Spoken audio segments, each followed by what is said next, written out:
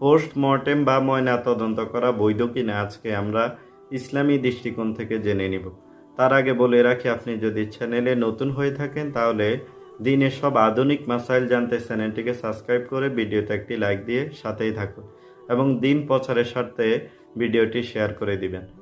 বাংলাদেশি ফৌজদারি কার্যবিধিতে বলা হয়েছে কোন মৃত্যুর ঘটনাগুলোই ময়নাতদন্ত বা পোস্টমর্টেম করা হবে। যদি কোনো হত্যাকাণ্ড অথবা দুর্ঘটনায় কিংবা অ্যাক্সিডেন্টে কারো মৃত্যু হয়, অথবা বিষ পানে মৃত্যু হয়, অথবা মৃত্যুর পরে তার ডেড বডির মধ্যে যদি আঘাতের চিহ্ন থাকে, অর্থাৎ রহস্যজনক কোনো মৃত্যু হয়, তাহলে সেই রহস্যকে উন্মোচন করার জন্য ময়নাতদন্ত বা পোস্টমর্টেম করা হয়। কিন্তু ইসলামী দৃষ্টিকোণ থেকে এটি বৈধ কিনা আজকে সেটি জানার বিষয়। আল্লাহ তাআলা কোরআনে কারিমের মধ্যে বলেছেন, ওয়ালাকাদ কাররামনা বানি আদম, যে আমি মানুষকে সবচেয়ে বেশি মর্যাদা দিয়েছি এবং মানুষকে সৃষ্টির সেরা জীব হিসাবে, আশরাফুল মাখলুকাত হিসাবে তৈরি করেছি। জীবিত অবস্থায় যেমনিভাবে মানুষের সম্মান রক্ষা করতে হয়, ঠিক তেমনিভাবে মৃত্যুর পরেও মৃতদেহের দৈহিক মর্যাদা সুনিশ্চিত করা এটা জীবিতদের দায়িত্ব।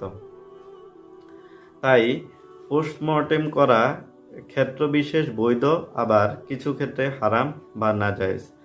যদি মৃত্যুর কারণ সুস্পষ্ট হয় এবং অপরাধী নিজে অপরাধের কথা স্বীকার করে যে আমি হত্যা করেছি, এরকম সুস্পষ্ট কারণ থাকে, জানা থাকে, অথবা যদি মৃতের অভিভাবকগণ পোস্টমর্টেম বা ময়না তদন্ত করতে অস্বীকার জানায়, তাহলে সেক্ষেত্রে ময়না তদন্ত করা নাজায়েজ এবং হারাম। আর যদি কোনো শরীর ওজর থাকে, একান্ত করতেই হয়, তাহলে সেই ক্ষেত্রে কিছু নীতিমালা আছে, এই নীতিমালা বজায় রেখে পোস্টমর্টেম বা ময়না তদন্ত করা বৈধ হবে। 1 নম্বর হচ্ছে তার সতর রক্ষা করতে হবে এবং ময়না তদন্ত পোস্টমর্টেমের ক্ষেত্রে এমন কোনো ডেড বডির সাথে এমন কোনো বিহেভিয়ার করা যাবে না যেটা তার মর্যাদাকে ক্ষুণ্ণ করে। এই বিষয়ে লক্ষ্য রেখে যদি শরীর কোনো ওজর থাকে, কোনো রহস্য অথবা কোনো মামলার ক্ষেত্রে যদি একান্ত করতেই হয়, তাহলে এই নীতিমালাগুলো বজায় রেখে পোস্টমর্টেম করা বৈধ।